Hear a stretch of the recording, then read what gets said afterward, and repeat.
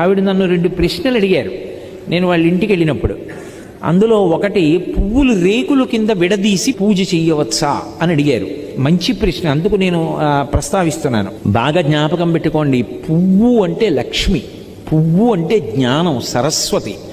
పువ్వు అంత కోమలమైనది, పువ్వంత పరిమళంతో కూడుకున్నది, పువ్వంత మంగళప్రదమైన వస్తువు లోకంలో లేదు. అందులో ఎర్రటి పువ్వు కానీ నేల మీద పడి ఉందనుకోండి, ఎవరైనా సరే దాన్ని తీసేయాలి ముందు, అది కింద ఉండకూడదు. ఎందుకో తెలుసా? ఎర్ర పువ్వు కింద పడి సువాసిని కానీ ఎవ్వరూ తొక్కకూడదు, సువాసిని ప్రత్యేకించి తొక్కకూడదు. ఎందుకంటే అది సౌభాగ్య వస్తువు ఎర్ర పువ్వు. అందుకని వెనక ఎవరైనా తొక్కుతారేమోనని వెంటనే తీసేసి ఏ చెట్టు మొదట్లోనో పెట్టేయాలి.